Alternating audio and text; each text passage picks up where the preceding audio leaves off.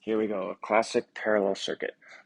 If the resistors are each 30 ohm, so a 30 ohm here, a 30 ohm here, and a 30 ohm here.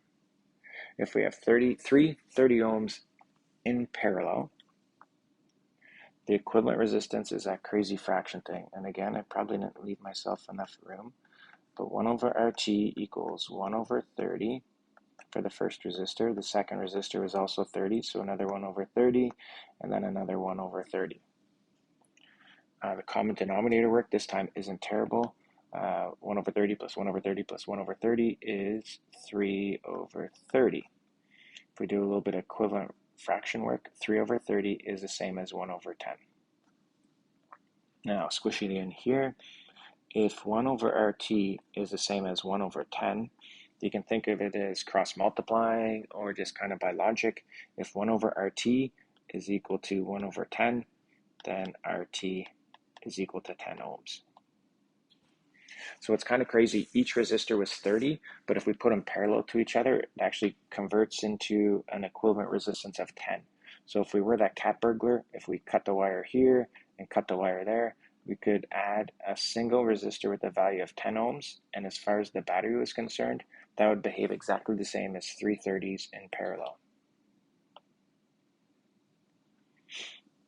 If we know the voltage of the battery, the current going out of the battery and through each resistor.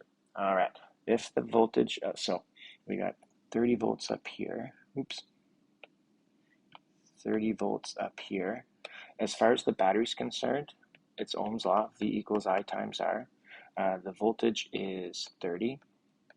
The current is, we don't know.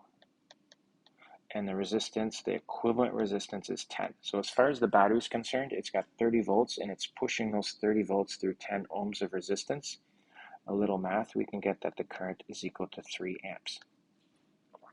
That's the current leaving the battery. So I'm going to go with negative flow again. So we have 3 amps leaving the battery and going this way. Those 3 amps, they get around to this point, and when they get here, they split up. Some go straight ahead, some go straight up, some go down.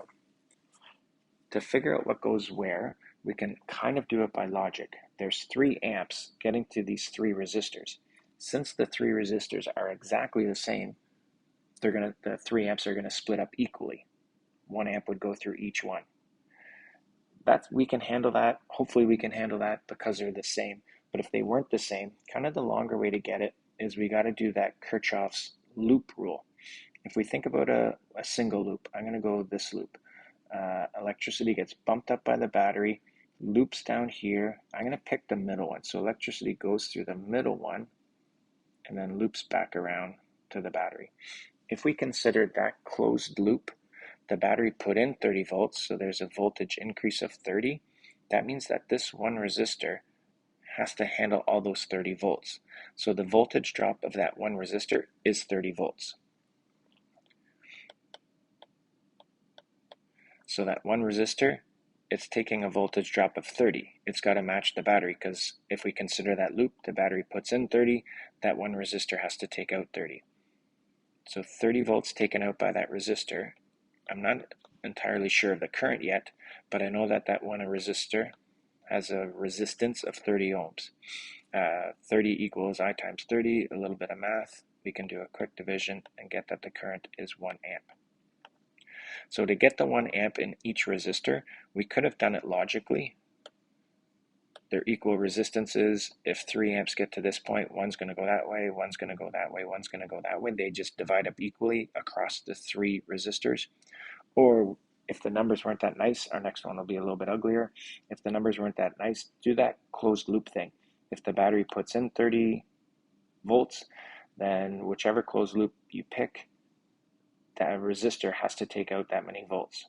So if we looked at the top loop, that one resistor has to take out 30 volts, so we would get 30 volts equals I times 30, and we get the same current of 1.